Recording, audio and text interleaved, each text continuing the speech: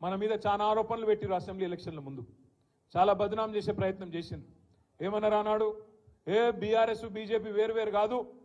వీళ్ళిద్దరు ఒకటే వీళ్ళు బీజేపీ వాళ్ళకు బి టీం అని చెప్పి మైనారిటీ సోదరుల మనసుల్లో విషం నింపే ప్రయత్నం చేసిండ్రు కేసీఆర్ మోడీ ఒకటే అని చెప్పి చిల్లర మాటలు మాట్లాడింది हैदराबाद लेवल नम्मले हैदराबाद में कोई यकीन नहीं करे पूरे शहर है हैदराबाद में जितने भी हमारे माइनॉरिटी भाई हैं बहन हैं आप सभी लोगों ने तय दिल से हमको मदद दिया इसीलिए पूरा का पूरा हैदराबाद हम जीत गए हैदराबाद जो गढ़ है तेलंगाना का जो दिल है और जो धड़कन है उसमें आज शानदार तरीके से हम लोग शानदार जीत हासिल कर पाए क्या क्या मेजॉरिटियां मिले हर किसी को आप देख रहे हैं खुतबुल्लापुर में सबसे ज्यादा 85,000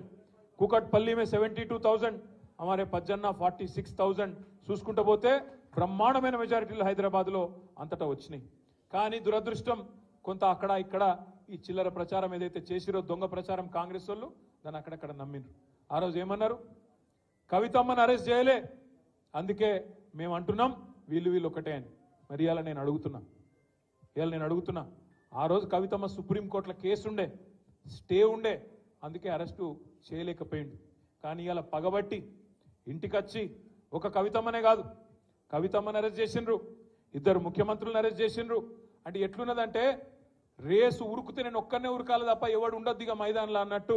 మోడీ గారు ఇలా మొత్తం ప్రతిపక్షాలను అరెస్ట్ చేసే ప్రయత్నంలో ఉన్నారు మరి ఇవాళ ఏమంటది ఈ కాంగ్రెస్ పార్టీ మీరు ఆలోచన చేయాలని చెప్పి నేను కోరుతా ఉన్నా ఇంకొక మాట కూడా మీరు ఆలోచన చేయండి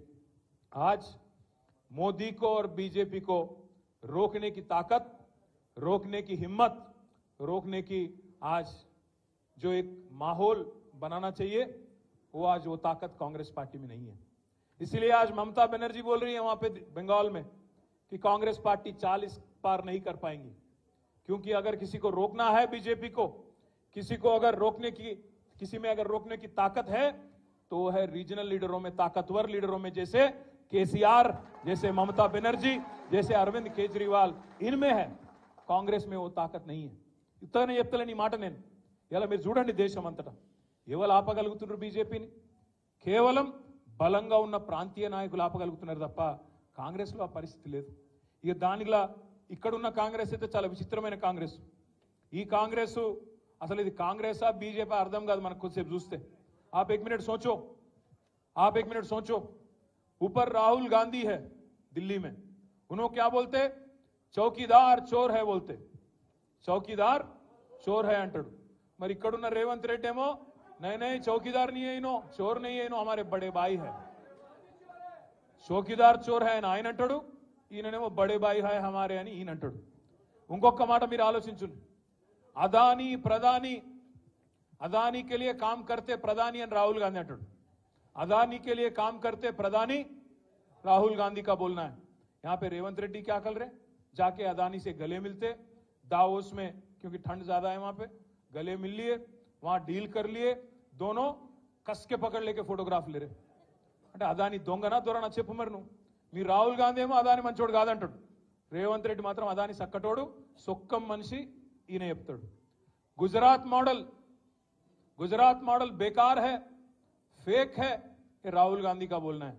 अब यहां पे हमारे छोटे भाई नरेंद्र मोदी के छोटे भाई रेवंत रेड्डी का बोलना है कि तेलंगाना को मैं गुजरात के रास्ते पे ले जाता हूं गुजरात मॉडल बनाता हूं ఇక్కడ ఈయన మాట్లాడుతాడు लिकर स्कैम कुछ नहीं है